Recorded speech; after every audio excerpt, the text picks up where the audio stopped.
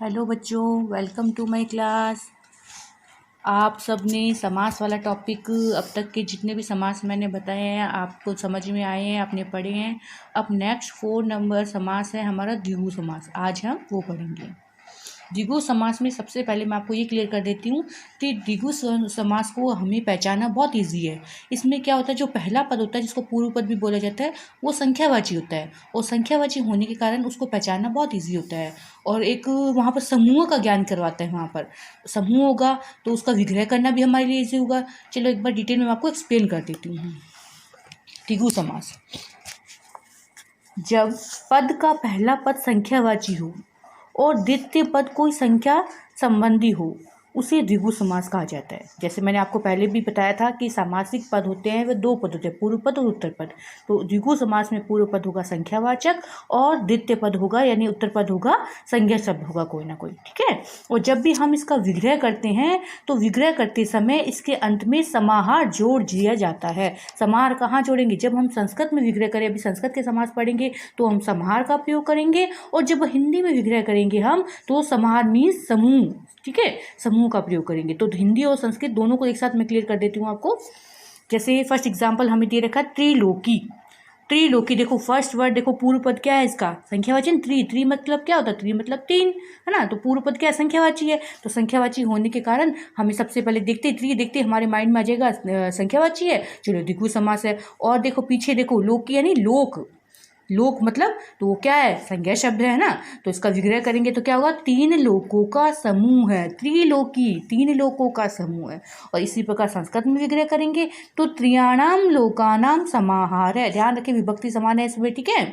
समाहार में समूह है, यानी 3 त्रियाणाम यानी 3, लोकानाम यानी लोकों का, समाहार में समूह, 3 लोकों का समूह है यानी त्रिलोकी। नेक्स्ट है पंचपात्रम। पंच क्या है? पूर्व पद संख्यावाची है ना। और पात्रम क्या है? फिर देखो संज्ञा शब्द है ना। तो देखो फिर हम संख्यावाची शब्द देखते हमारे माइंड में आ जाएगा ये कौन सा है? द्विगु समास है। और हिंदी में विग्रह करेंगे पंचपात्र, पंच मतलब 5 और पात्रम से पात्र, पात्र यानी कोई बर्तन वगैरह जो भी है इसके लिए लेंगे हम प्रयोग में, जैसे 5 पात्रों का समूह है। और संस्कृत में विग्रह हो जाएगा पंचानाम पत्राणाम समाहारम। नेक्स्ट है अष्टाध्याय। अष्टा मतलब 8, अध्याय मतलब अध्याय। 8 अध्यायों का समूह होता है वो कहलाता है अष्टाध्याय, ठीक है। तो हिंदी में विग्रह करेंगे 8 अध्याय का समूह। और संस्कृत में विग्रह हो जाएगा अष्टानाम अध्यानाम समाहार। इस प्रकार हम विग्रह कर लेंगे। सप्त ऋषि, सप्त मीन्स 7, ऋषि सप्त ऋषि, ठीक है, 7 ऋषियों का समूह क्या कहलाता है? सप्त ऋषि कहलाता है। सप्त है तो फिर देखो द्विगु समास है, संख्यावाची वर्ड है ना यहाँ पर। तो सप्तानाम ऋषिणाम समाहार, 7 ऋषियों का समूह है। सप्ताह, सप्ताह क्या होता है? सप्ताह मतलब सप्त मतलब 7, अह मतलब दिन, 7 दिनों का समूह कहलाता है। क्या कहलाता है? सप्ताह कहलाता है, ठीक है। तो इसका संस्कृत में विग्रह हो जाएगा सप्तानाम अहनाम समाहार, यानी 7 दिनों का समूह है। इसका हिंदी में विग्रह हो जाएगा अहनाम मतलब क्या होता है? अह मतलब दिन होता है, ठीक है।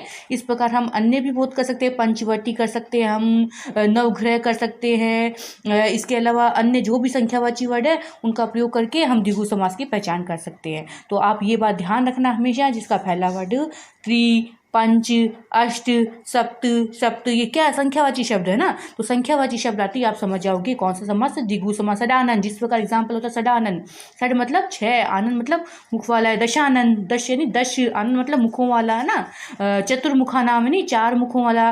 कौन से? ब्रह्मा जी जैसे, त्रिलोक जैसे हो जाएगा रावण है ना। तो जहाँ पर भी संख्यावाची वर्ड है, बस आपको माइंड में एक ही चीज़ ध्यान रखनी है, जहाँ पर भी संख्यावाची वर्ड होगा वो द्विगु समास होगा।